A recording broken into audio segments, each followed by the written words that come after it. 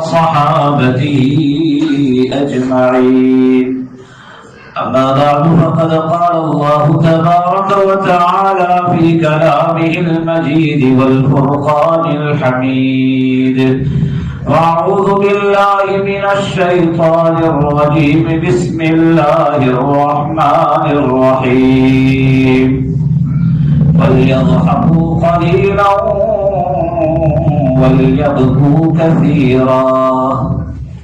وجاء في الحديث الشريف قال رسولنا صلى الله تعالى عليه وسلم: اتق المحارم تكن أعبد الناس، وارض بما قسم الله لك تكن أغنى الناس، وأحسن إلى جارك تكن مؤمنا، وأحب للناس ما تحب لنفسك تكن مسلما، ولا تكثر الضحك فإن كثرة الضحك تميت القلب، أو كما قال صلى الله تعالى عليه وسلم. صدق الله العظيم وصدق رسوله النبي الأمي الكريم، ونحن على ذلك لمن الشاهدين والشاكرين، والحمد لله رب العالمين. بزرگان محترم، میرے عزیز نوجوان دوستوں اور بھائیوں، یہ جمعہ سے پہلے کا مختصر وقت ہے. اللہ کا کرم، اس کا فضل ہوا کہ اللہ تبارک و تعالی نے جمعہ کی نماز ادا کرنے اور اللہ اس کے رسول کی باتوں کو سننے اور سمجھنے کے لیے ہمیں جمع فرمایا. دعا فرمائے کہ اللہ سبحانہ و تعالی اس مختصر وقت میں زبان ناچیز پر کچھ مفید باتیں جاری فرمائے. دیکھو، سید الاولین والآخرین، سید الانبیاء والمرسلین، حضرت محمد مصطفیٰ صلی اللہ علیہ وسلم کو اللہ تبارک و تعالی نے کائنات عالم کے لیے، دو جہاں کے لیے سراپا رحمت بنا کر مبعوث فرمایا. حضرت محمد رسول اللہ صلی اللہ علیہ وسلم کی ذات گرامی کائنات عالم کی ہر مخلوق کے لیے سراپا رحمت اور سراپا شفقت تھی. خالق کائنات اللہ رب العزت ارشاد فرماتے ہیں: وَمَا أَرْسَلْنَاكَ إِلَّا رَحْمَةً لِلْعَالَمِينَ. اے حبیب، ہم نے آپ کو عالمین کے لیے رحمت بنا کر بھیجا ہے. اسی رحمت کا خاصہ یہ تھا کہ کائنات ہر عالم کی ہر مخلوق سے اللہ کے رسول پاک صلی اللہ علیہ وسلم کو بے پناہ انس، بے پناہ محبت، بے پناہ لگاؤ، اور بالخصوص حضرت انسان کے ساتھ اللہ کے رسول پاک صلی اللہ علیہ وسلم کی محبت کا کیا کہنا. آپ پوری امت کے لیے ایک شفیق باپ سے کہیں زیادہ شفقت اور محبت کرنے والے ہیں. جیسے ایک باپ کو اپنے لخت جگر نور نظر سے ایک محبت ہوتی ہے، ایک فطری لگاؤ ہوتا ہے، ایک انس ہوتا ہے، اللہ کے رسول پاک صلی اللہ علیہ وسلم بھی اس امت کے لیے مثل باپ کے تھے. آقا کا فرمان ہے: انا لکم مثل الوالد، کہ میں تمہارے لیے بمنزل اب اور بمنزل والد کیا ہوں. کہ جیسے ایک باپ کو اپنے بیٹے سے محبت ہوتی ہے، شفقت ہوتی ہے، حضور کو بھی اپنے ہر امتی سے محبت اور شفقت تھی. اور ایک باپ کو اپنے بیٹے سے جو محبت ہوتی ہے، حضور کو اپنے امتی سے اسے کہیں زیادہ محبت تھی. اور باپ اپنے بیٹے کی دنیا کو سنوارنے کے لیے، اور اگر وہ نیک دل ہے تو اس کی آخرت کو بنانے کے لیے موقع بہ موقع کچھ نصیحتیں کرتا ہے. اور بیٹا اپنے باپ کی اس نصیحت کو دامن دل سے مانتا ہے تو دنیا میں بھی کامیابی حاصل کرتا ہے اور آخرت میں بھی وہ سرخرو ہوتا ہے۔ میرے بھائیوں، اسی طرح میرے اور آپ کے آقا تاجدار مدینہ فخر دو جہاں جناب محمد مصطفیٰ صلی اللہ علیہ وسلم نے جا بجا موقع بموقع امتیوں کو نصیحت فرمائی۔ حضرات صحابہ کو اللہ کے رسول پاک صلی اللہ علیہ وسلم نے موقع بموقع مفید باتیں ارشاد فرمائی بطور نصیحت کے۔ تو حضرات صحابہ یہ اللہ کے رسول پاک صلی اللہ علیہ وسلم کے اولین مخاطب تھے، لیکن جو نصیحت حضرات صحابہ کو تھی وہ صرف ان کی ذات تک محدود نہیں، تا قیامت آنے والی انسانیت کے لیے وہ نصیحت تھی، اور حضور کا کلمہ پڑھنے والے ہر امتی کے لیے وہ نصیحت تھی۔ اسی سلسلۃ الذہب کی ایک کڑی وہ حدیث اور روایت ہے جس کی تلاوت میں نے دوران خطبہ کی۔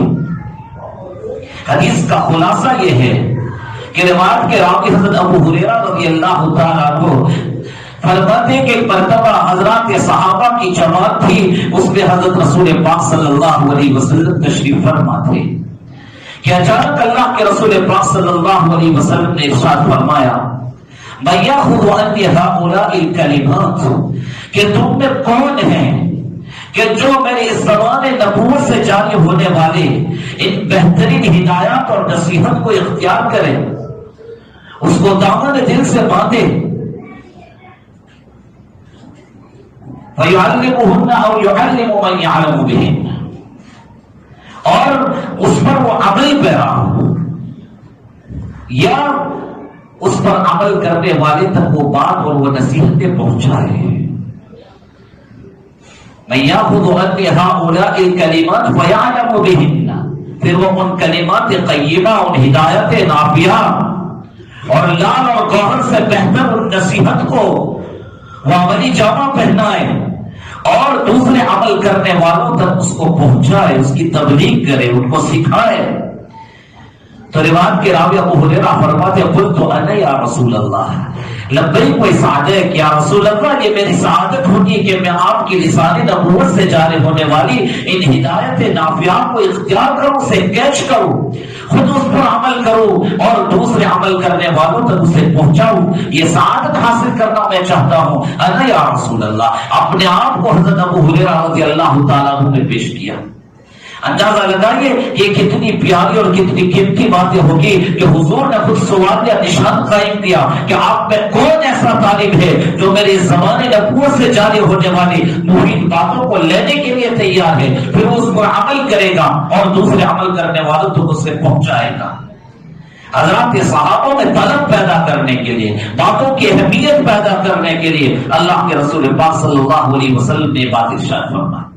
تو حضرت ابو ہریرہ فرماتے میں نے اپنے آپ کو پیش کیا، مجلس میں سے جو ہوتا ہے طالب وہ سب کی طرف سے طلبگار ہوتا ہے، تو حضرت ابو ہریرہ فرماتے ہیں کہ میں نے اللہ کے رسول پاک صلی اللہ علیہ وسلم سے عرض کیا انا یا رسول اللہ میں سعادت حاصل کرنے کے لیے تیار ہوں۔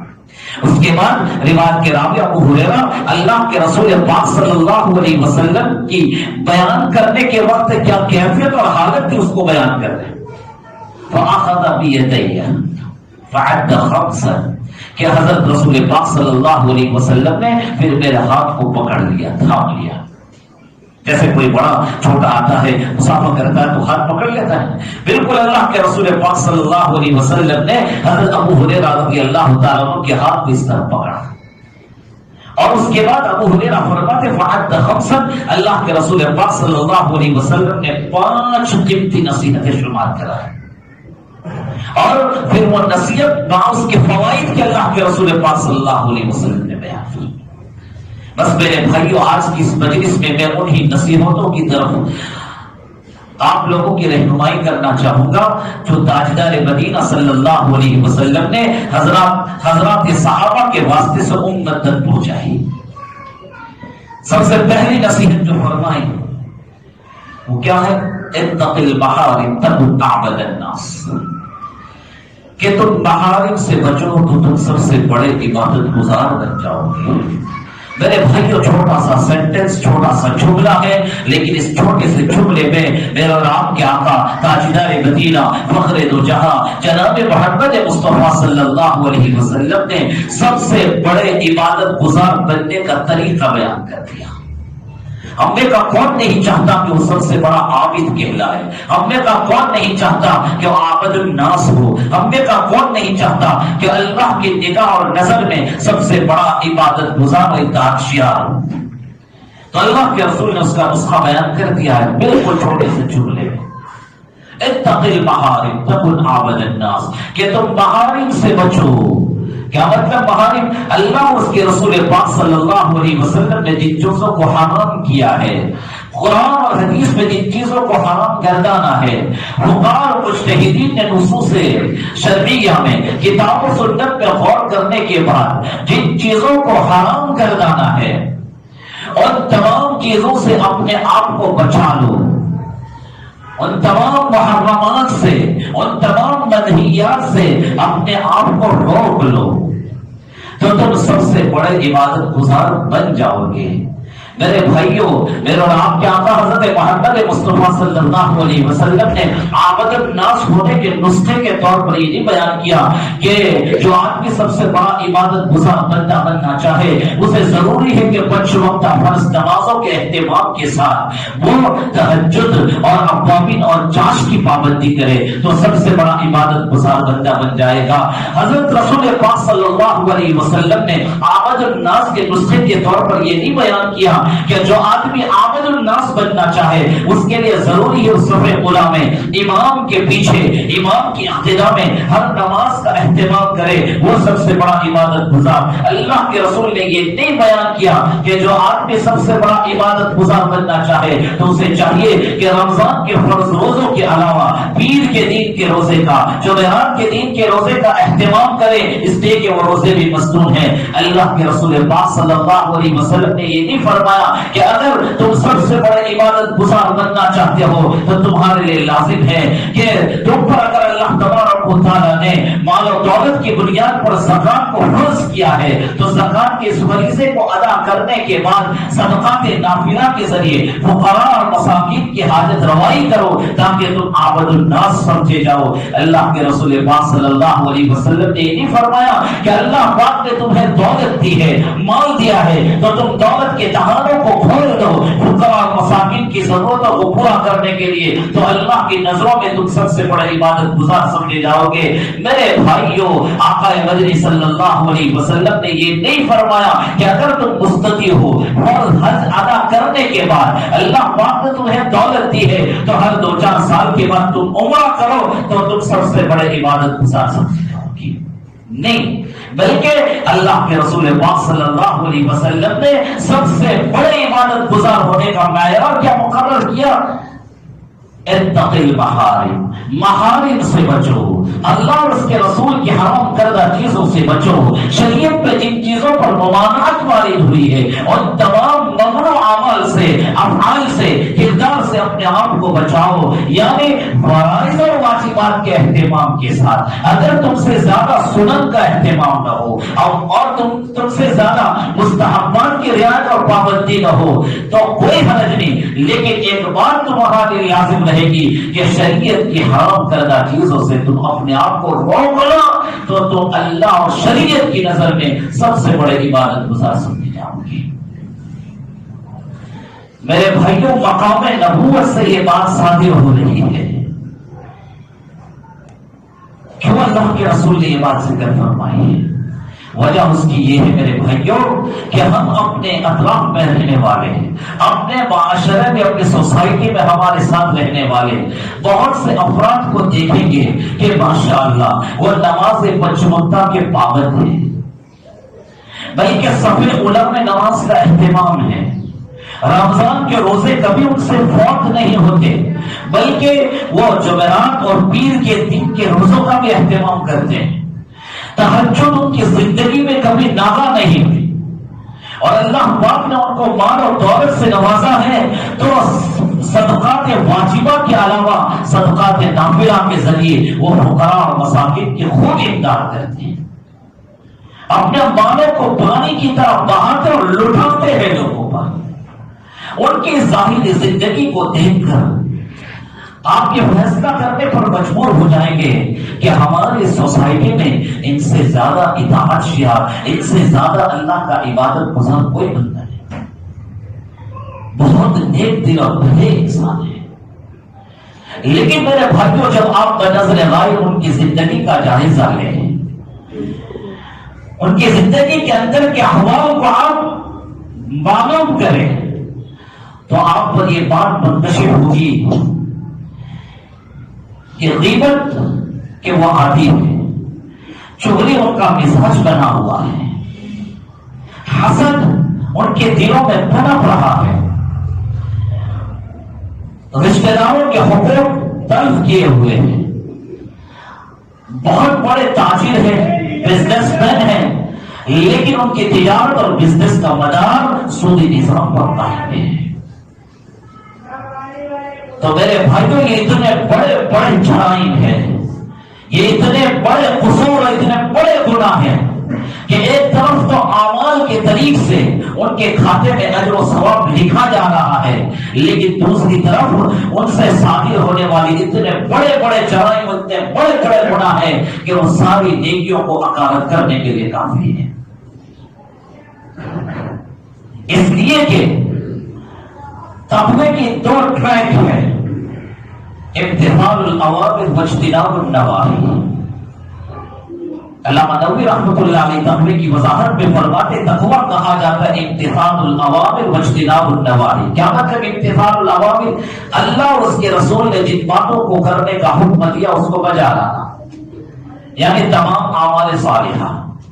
اور اس کی دوسری ٹریک ہے واجتناب النواہی، اللہ اور اس کے رسول نے اور شریعت نے جن باتوں کو کرنے سے منع کیا اسے رک جانا.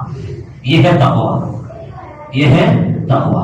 تو دیکھو، اعمال کے طریق سے کرنے کے ایک ٹریک پر ہیں، لیکن ادھر منہیات سے اجتناب نہیں ہے، گناہوں سے پرہیز نہیں ہے، محرمات سے بچنا نہیں پایا جا رہا ہے. تو میرے بھائیوں، گاڑی تو دو ٹریک پر چل سکتی ہے، ایک ٹریک پر گاڑی اٹھل رہے گی نا.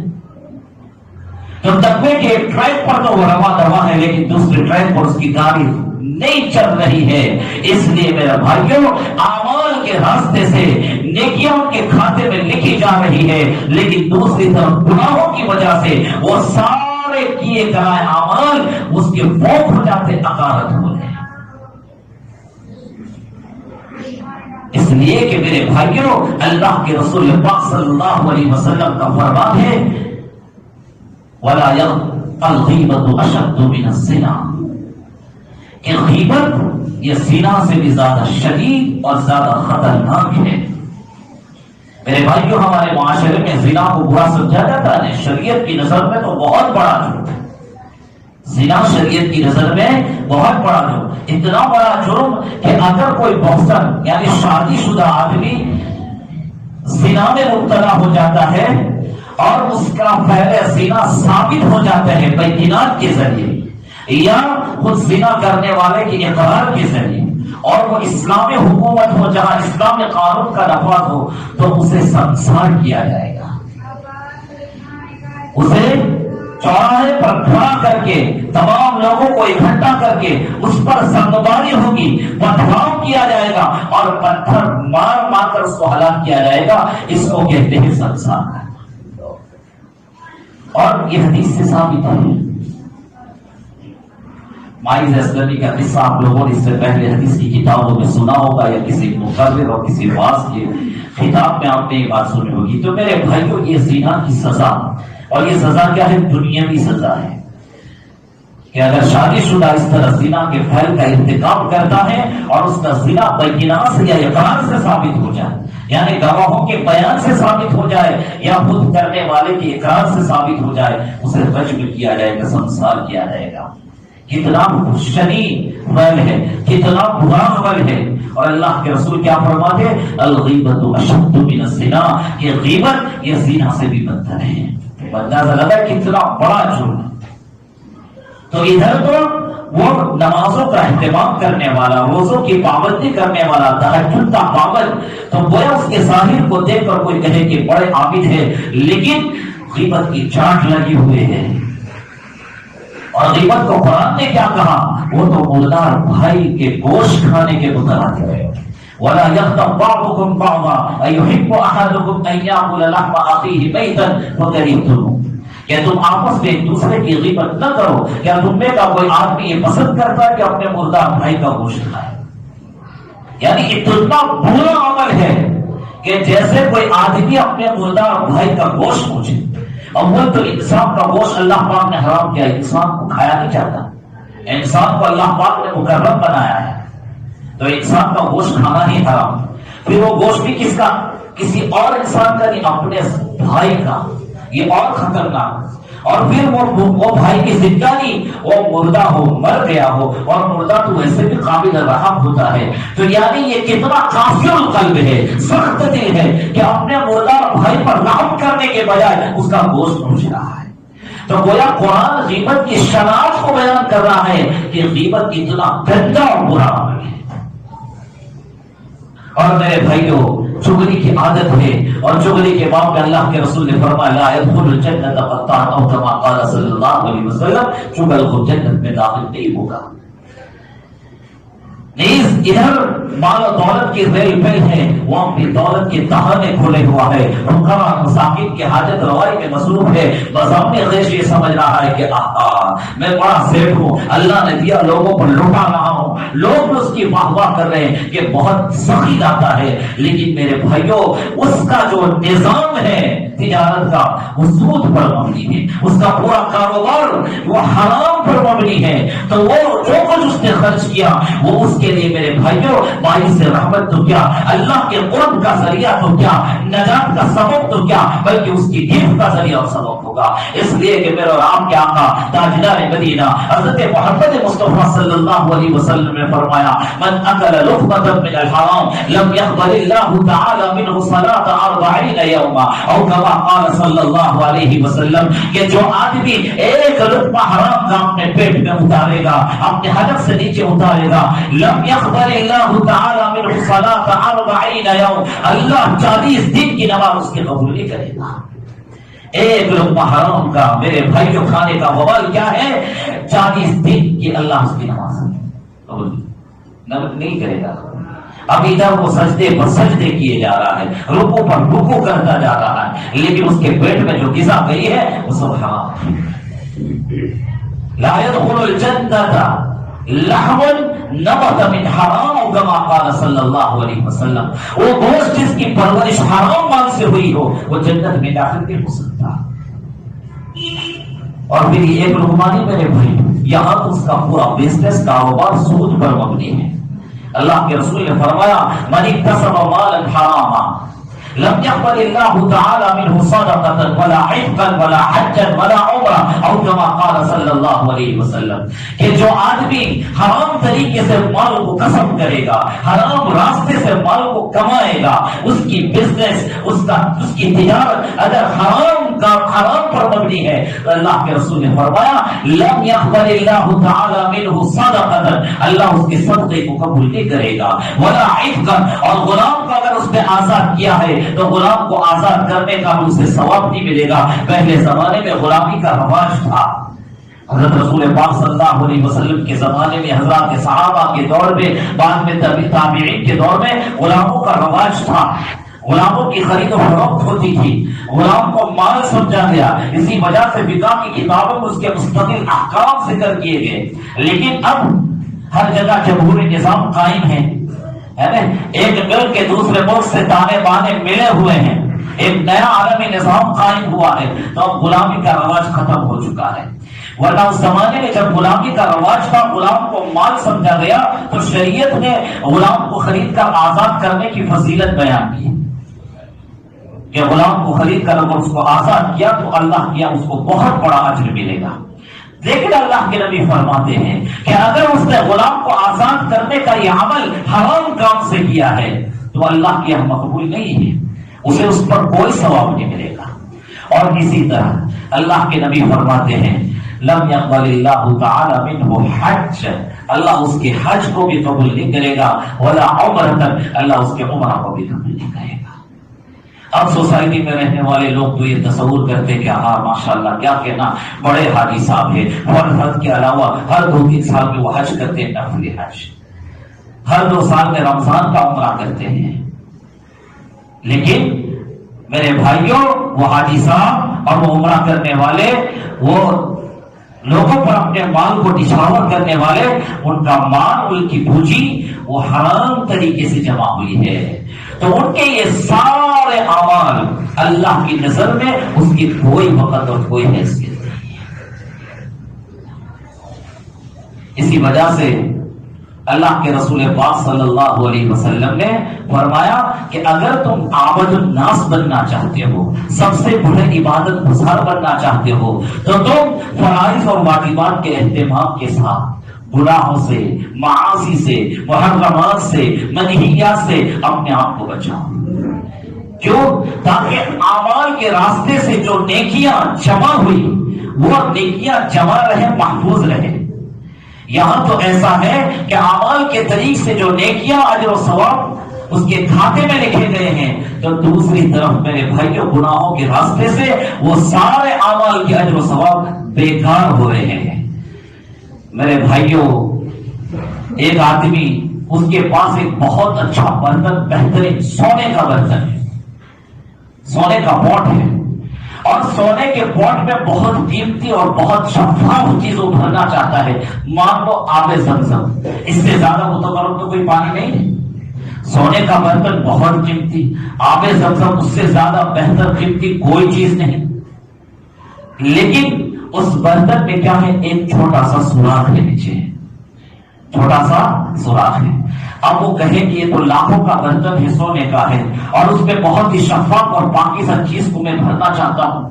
اب میں آپ سے یہ پوچھتا ہوں کہ اگر اس پوٹ اور برتن میں وہ مائع زمزم کو بھرے گا تو ایک طرف سے زمزم کا پانی داخل ہوگا، جو چھوٹا سا سوراخ ہے اس سے پورا پانی نکل جائے گا، نکل جائے گا، نکل جائے گا۔ اب یہ نہیں دیکھا جائے گا کہ برتن لاکھوں کا ہے، سونے کا بنا ہوا ہے، اور اندر جو چیز مظلوم جس چیز کو بھر رہا ہے وہ بہت لطیف، بہت ہی پاکیزہ چیز ہے، بہت ہی متبرک چیز ہے۔ کیوں؟ اس لیے کہ جو چھوٹا سا نقب اور سوراخ ہے، اس سوراخ سے وہ پورا پانی نیچے کو چلا جائے گا، وہ پانی کو محفوظ نہیں کر پائے گا۔ بالکل میرے بھائیوں، زندگی کا ہمارا بہت ہی قیمتی پوٹ ہے، اور اعمال صالحہ کو ہم اپنے اس ظرف میں بھرنا چاہتے ہیں، لیکن گناہ کا جو چھید ہے، محرمات کا جو سوراخ ہے، اس سے اکٹھا ہونے والے سارے اعمال کے اجر و ثواب وہ ضائع ہو رہے ہیں۔ اور ہمارے برتن میں تو ایک چھید نہیں، ہم تو چھلنی لے کر سمجھے کسی چیز کو بھرنے کی کوشش کر رہے ہیں۔ میرے بھائیوں، اگر کوئی آدمی چھلنی لے کر کوئی بہت ہی قیمتی چیز کو بھرنا چاہے تو بھر سکتا ہے، محفوظ کر سکتا ہے، اوپر سے داخل ہوگی، نیچے سے نکل جائے گی۔ یہ ہم لوگوں کا حال ہے۔ ادھر الحمدللہ نمازوں کی توفیق ہو رہی ہے، سجدوں کی توفیق ہو رہی ہے، روزوں کا اہتمام ہے، اعمال کی توفیق ہو رہی ہے، لیکن جو کرنے کی چیز ہے کہ ساتھ میں اس کو سیف کیا جائے، اسے محفوظ کیا جائے۔ محفوظ کرنے کا طریقہ کیا ہے؟ کہ ساتھ میں محرمات سے، منہیات سے اپنے آپ کو بچایا جائے، تو اعمال کے راستے سے جو نیکیاں جمع ہوئی وہ سیف رہے گی، وہ سیو رہے گی، وہ آخرت میں کام آئے گی۔ اس لیے اللہ کے رسول نے فرمایا کہ ہاں، عابد الناس تو وہ ہیں جو فرائض اور واجبات کے اہتمام کے ساتھ محرمات سے، گناہوں سے، معاصی سے اپنے آپ کو بچائے، تاکہ اس کی ہوئی ساری نیکیاں وہ محفوظ رہے، اس کا سٹاک اس کے پاس رہے، جو بارگاہ رب میں پیش کیا جا سکے۔ اسی وجہ سے اللہ کے رسول پاک صلی اللہ علیہ وسلم نے ایک مرتبہ حضرات کے صحابہ سے پوچھا، من المفلس فینا اتدرون من المفلس، کیا تم جانتے ہو کہ ہم میں مفلس کون ہے؟ حضرات صحابہ نے کہا، نعم یا رسول اللہ، المفلس فینا من لا درہم لہ ولا متاع، کہ ہم میں مفلس تو وہ ہے جس کے پاس نہ دراہیم ہو، نہ دنانیر ہو، نہ دنیا کا ساز و سامان ہو۔ میرے بھائیوں، مجھے اور آپ کو پوچھا جاتا ہے، ہم بھی کہہ رہے ہیں کہ مفلس کون ہے؟ تلاش کون ہے؟ کہ جس کے پاس دولت نہ ہو، مال نہ ہو، روپیہ نہ ہو، پیسہ نہ ہو، دنیا کا ساز و سامان نہ ہو، کہیں دامن اس کو کہا جائے گا مفلس۔ تو حضرات صحابہ نے اللہ کے رسول پاک صلی اللہ علیہ وسلم کے سوال پر، اس استفسار پر یہی جواب دیا کہ المفلس فینا من لا درہم لہ ولا متاع، کہ ہم میں کا مفلس وہ ہے جس کے پاس نہ درہم ہو، نہ دینار ہو، نہ مال ہو، نہ دولت ہو، نہ دنیا کا ساز و سامان. اللہ کے رسول پاک صلی اللہ علیہ وسلم نے اس کے بعد حضرات صحابہ سے کہا کہ نہیں، اللہ اور اس کی شریعت کی نگاہوں میں مفلس یہ نہیں ہے، بلکہ مفلس کون ہے کہ کل کو قیامت میں ایک انسان آئے گا اور اس کے کھاتے میں اعمال ہوں گے، نیکیوں کا انبار اور ڈھیر لے کر اللہ کے بارگاہ میں حاضر ہوگا. اس کے بعد اللہ تبارک و تعالیٰ کی یہاں تو میزان عدل قائم ہوگی نا، محشر برپا ہوگا، میزان عدل قائم ہوگی. اللہ فرماتے ہیں وَنَضَعُ الْمَوَازِينَ الْقِسْطَ لِيَوْمِ الْقِيَامَةِ، اور روز قیامت ہم عدل کی ترازو قائم کریں گے، وہاں اللہ پاک انصاف دلائے گا. وَمَن يَعْمَلْ مِثْقَالَ ذَرَّةٍ خَيْرًا يَرَهُ وَمَن يَعْمَلْ مِثْقَالَ ذَرَّةٍ شَرًّا يَرَهُ. وہ ایسا دن ہوگا کہ انسان نے رائے کے دانے کے برابر اگر نیکی کی ہوگی تو اپنی آنکھوں سے اس کا مشاہدہ کر لے گا، اگر رائے کے دانے کے برابر اس سے گناہ کا وقوع ہوا ہوگا، نافرمانی کا ارتکاب ہوا ہوگا، تو اس نافرمانی کے وبال کو بھی اپنے آنکھوں سے دیکھ لے گا. تو اللہ کے نبی فرماتے ہیں اس انصاف کے دن میں اللہ تبارک و تعالیٰ اس انسان کو بلائے گا اور کہے گا کہ آپ نے فلاں کو مارا تھا، فلاں کو پیٹا تھا، تو آپ کے اعمال کا اجر و ثواب اتنا اس کو دے دیا جائے گا. پھر کہا جائے گا کہ آپ نے فلاں کی غیبت کی تھی تو آپ کے کھاتے سے اتنا ثواب اس کو دے دیا جائے گا. فلاں کو آپ نے گالی دی تھی، اس پر الزام تراشا تھا، تو آپ کے کھاتے سے اجر و ثواب اتنا نکال کر اس کے کھاتے میں رکھ دیا جائے گا. آپ نے فلاں کی زمین دبائی تھی، اس کا حق طلب کیا تھا، تو اس حق طلبی کی پاداش میں آپ کے اعمال کا اتنا حصہ اور آپ کے اجر و ثواب میں سے اتنا حصہ اس کو دے دیا جائے گا. اللہ کے نبی فرماتے وہ انسان دیکھتا ہی رہے گا، حالت یہاں تک پہنچے گی کہ اس کے سارے اعمال ختم ہو جائیں گے، اکارت ہو جائیں گے، اس کے یہاں بیلنس کچھ بھی نہیں ہوگا. جو کچھ اعمال کر کے گیا تھا، جو نیکیوں کا انبار اور ڈھیر لے کر اللہ کے بارگاہ میں پہنچا تھا، نتیجہ کیا ہوگا کہ اس کے سارے کھاتے میں سے ساری بوجھ ختم ہو گئی، دوسروں کو دے دی گئی. ابھی دوسروں کا حق اس کے ذمہ باقی رہے گا.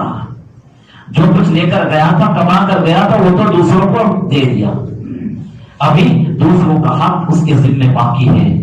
کہا کہ فلاں کا یہ آپ نے حق دبایا، فلاں کا یہ دبایا، فلاں کے ساتھ آپ نے یہ معاملہ کیا، اب نیکیاں تو اس کے کھاتے میں ہے نہیں. کہا کہ اس کے گناہ آپ کے سر، اس کے گناہوں کا وبال آپ کے سر، فلاں کے فلاں ہونے کا وبال آپ کے سر. تو اللہ کے نبی نے فرمایا یہ سب سے بڑا مفلس انسان ہے، یہ سب سے بڑا مفلس انسان ہے کہ اللہ کی بارگاہ میں تو پہنچا تھا اعمال کا انبار لے کر، نیکیوں کا ڈھیر لے کر، لیکن جب وہاں فیصلے کے دن میں، انصاف کے دن میں اللہ کی طرف سے جب انصاف ہوا تو اس کے کھاتے میں صفر، اور اس کے بعد لوگوں کے گناہوں کا بوجھ اس کے سر پر ڈال دیا گیا. میرے بھائیوں، اسی وجہ سے میرا اور آپ کے آقا حضرت محمد مصطفیٰ صلی اللہ علیہ وسلم نے فرمایا اتق المحارم تکن اعبد الناس، کہ تم گناہوں سے، محرمات سے پرہیز کرو تو تم سب سے بڑے عبادت گزار بندے بن جاؤ گے. دوسری نصیحت جو اللہ کے رسول صلی اللہ علیہ وسلم نے ارشاد فرمائی وَقَضَ بِمَا قَسَمَ اللَّهُ لَكَ تَكُنْ أَغْنَى النَّاسِ، کہ زندگی کے جس شعبے میں اللہ تبارک و تعالیٰ نے تمہارے لیے جو مقدر کیا ہے، اللہ کی اس کی تقسیم پر، اللہ کے اس فیصلے پر اپنے آپ کو راضی کر لو کہ تم سب سے بڑے غنی بن جاؤ گی. میرے بھائیوں، غنی بننے کا، مالدار بننے کا نسخہ اللہ کے رسول صلی اللہ علیہ وسلم نے اس دوسری نصیحت میں تجویز فرمایا. چھوٹا سا جملہ ہے، بڑی پتے کی بات ارشاد فرمائے. میرے بھائیوں، آپ چاہتے ہیں کہ آپ غنی بن جائیں، آپ مالدار بن جائیں، آپ چاہتے ہیں نا؟ یہ صبح سے شام کی دوڑ دھوپ جو ہے وہ اسی غنی بننے کے لیے تو ہے، مالداری حاصل کرنے کے لیے تو ہے کہ مالداروں کی فہرست میں ہمارا نام درج ہو جائے.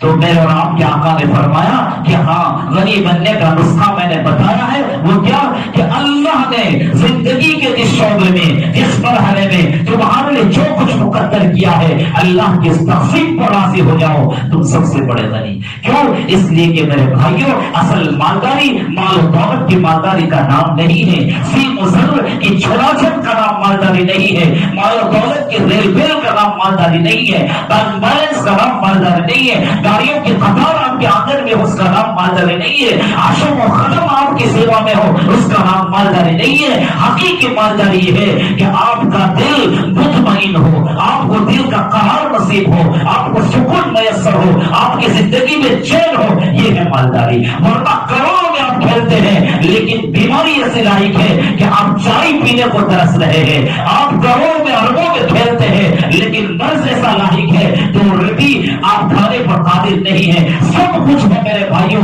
سوائے حسرت کے کچھ نہیں، ایسا مال کیا کام آئے گا؟ اس لیے میرے اور آپ کے آقا نے ڈنکے کی چوٹ بیان کر دیا، لیس الغنی عن کثرت العرض ولکن الغنی غنی النفس، کہ مال اور دولت کی کثرت کا نام غنی نہیں ہے، مال اور دولت کی زیادتی کا نام مالداری نہیں ہے، بلکہ اصل غنی، اصل مالداری کیا ہے؟ نفس، کہ اس کا غنی ہو جائے۔ تو اصل غنی وہ ہے جس کا دل غنی ہو، جس کا دل غنی نہ ہو میرے بھائیوں وہ مالدار نہیں ہے۔ ورنہ انسان تو ایسا حریص ہے، انسان تو ایسا لالچی ہے کہ چاہے اسے اللہ تبارک و تعالی جتنی دولت عطا کر دے، جتنی نعمتیں اس کے قدموں میں اللہ ڈال دے، اسے دولت کی کسی مقدار پر کبھی قرار نہیں ہو سکتا۔ وہ ہمیشہ حریصوں کا دوڑ لگاتا ہے، حلال و حرام کی تمیز کو ختم کر کے وہ اپنی ہیڑیاں رگڑتا ہے، ہر وقت حل میں مزید کے چکر میں اپنی ہڈی کو گنوں کو بلاتا ہے۔ میرے بھائیوں کیوں؟ انسان حریص ہے، وقال الانسان عجولا، اللہ کے بڑا جلد باز ہے اور انسان جہول بھی ہے، ظلم بھی ہے۔ جب یہ حرص اس کے دل میں گھر کر جاتی ہے اسے قرار اور بس نہیں ہوتا۔ اور میرے اور آپ کے آقا نے بہترین مثال کے ذریعے اس کو سمجھایا، لو ان ابن آدم اوتی وادیا ملیا من ذهب فاحب الیہ الثانیہ فلو اوتی الیہ الثانیہ فاحب الیہ الثالثہ ولا يفت جوف ابن آدم الا التراب او كما قال صلی اللہ علیہ وسلم۔ میرے اور آپ کے آقا کا فرمان ہے کہ اگر یہ انسان یہ آدم زادہ اسے اگر سونے کی پوری بھری ہوئی وادی اللہ کی طرف سے دے دی جائے تو اس کے باوجود اسے اس پر بس اور قرار نہیں ہوگا، بلکہ فاحب الیہ ثانیہ، وہ تیسری وادی کی طلب میں رہے گا کہ ایک سونے وادی کس کو کہتے سمجھتے ہیں؟ دو پہاڑوں کے درمیان کا یہ جو پورا خلا ہوتا ہے اس کو وادی کہا جاتا ہے۔ تو وادی چند فٹ پر مشتمل ہوتی ہے، وہ ہزاروں میل پر مشتمل ہوتی ہے، میٹر پر مشتمل ہوتی ہے۔ تو اللہ کے نبی فرماتے ہیں سونے سے بھری ہوئی اور لدی ہوئی پوری وادی اس کو مل جائے تب بھی اسے بس نہیں ہوگا۔ وَأَحَبَّ إِلَيْهِ ثَانِيَةً، وہ دوسری کی جستجو اور طلب میں رہے گا کہ کاش کہ اللہ دوسری سونے سے بھری ہوئی وادی مجھے دے۔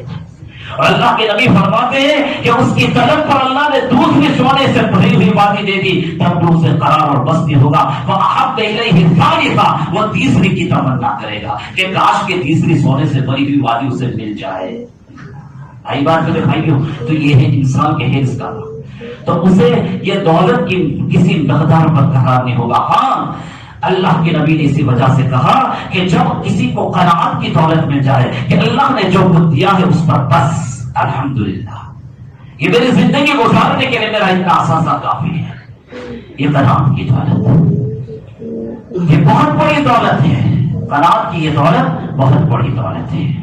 اگر قناعت کی دولت نہیں ملے گی تو انسان بے چین و بے قرار رہے گا، اور قناعت کا ثمرہ ہے راحت۔ علماء فرماتے ہیں راحت اسی وقت ملے گی جب کہ قناعت کی دولت نصیب ہو۔ میرے اور آپ کے آقا نے فرمایا قد افلح من اسلم ورزق کفافا وقنعه الله بما آتاه الله كما قال صلی اللہ علیہ وسلم۔ اللہ کے نبی نے فرمایا تحقیق کے کامیاب ہو گیا وہ انسان جس کو اللہ نے اسلام کی دولت عطا کی، جو مسلمان ہوا۔ ایک بات، دوسری بات وروسی کا کفاف، اور اللہ کی طرف سے بقدر کفاف رزق اسے دے دیا گیا، یعنی اس کی ضرورت کا سامان اللہ کی طرف سے مہیا ہو گیا، صبح شام کی روٹی کا اس کا انتظام اللہ کی طرف سے ہو گیا بقدر کفاف۔ زندگی گزارنے کے لیے جتنے سامان کی، جتنے مال کی، جتنی دولت کی ضرورت ہے اللہ کی طرف سے میسر ہے۔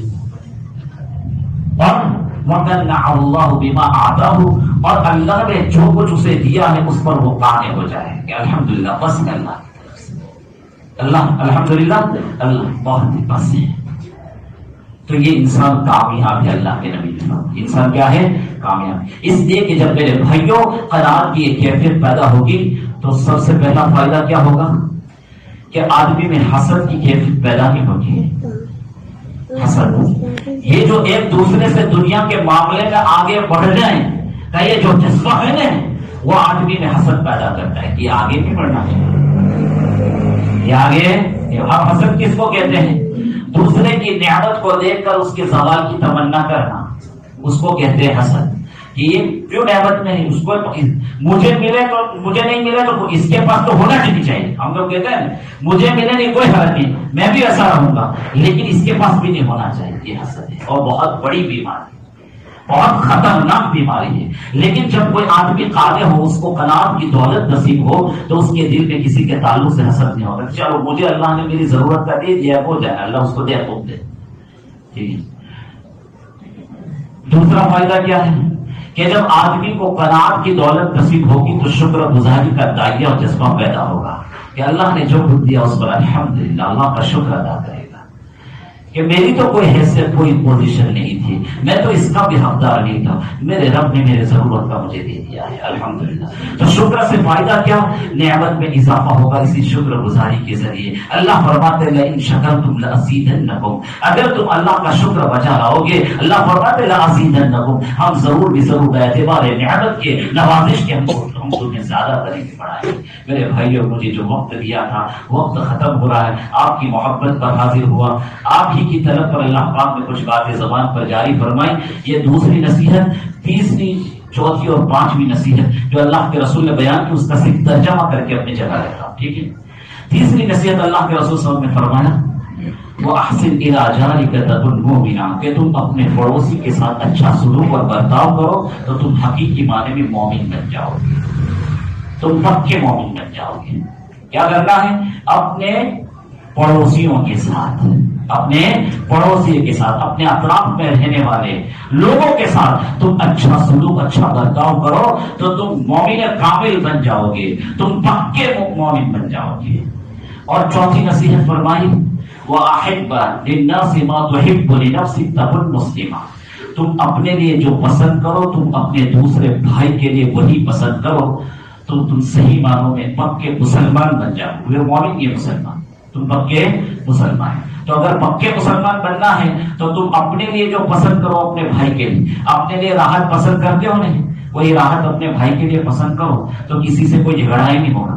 وہ معاشرے میں سوسائٹی میں امن و آشتی کا عالم بردار بن کر ابھرے گا اللہ کے رسول کی اگر اس نصیحت پر عمل کرے گا. اور پانچویں نصیحت اللہ کے رسول صلی اللہ علیہ وسلم نے بیان کی وَلَا تُكْثِرِ الذِّكْرَ فَإِنَّ كَثْرَةَ الذِّكْرِ تُمِيتُ الْقَلْبَ کہ زیادہ نہ ہنسا کرو زیادہ پانچے کھلا کر ہنسنا نہ کرو اس لیے کہ زیادہ ہنسنا یہ دل کو مردہ کرتا ہے. کیوں؟ زیادہ ہنسی سے غفلت طاری ہوتی ہے اور جب آدمی میں غفلت طاری ہوتی ہے تو آدمی یاد خدا سے غافل ہوتا ہے اور جو آدمی یاد خدا سے غافل ہوتا ہے رفتہ رفتہ اس کے دل پر مردری طاری ہوتی ہے. اور جب انسان کا دل مردہ ہو جاتا ہے تو ویسے تو ظاہر میں زندہ ہے لیکن انسان کا جب دل مردہ ہو جاتا ہے تو پھر حق کو قبول کرنے کی استعداد مفقود ہو جاتی ہے. پھر حق بات اسے حق نہیں لگتی اور یہ بہت بڑے خطرے کی گھنٹی ہے. میرے بھائیوں میں نے 2-4 منٹ کا وقت زیادہ لیا اس کے لیے معذرت چاہتا ہوں. اللہ سبحانہ و تعالیٰ اس حاضری کو قبول فرمائے کہیں سنی باتوں پر ہمیں عمل کی توفیق نصیب فرمائے. وما توفیق الا باللہ وآخر دعوانا الحمدللہ.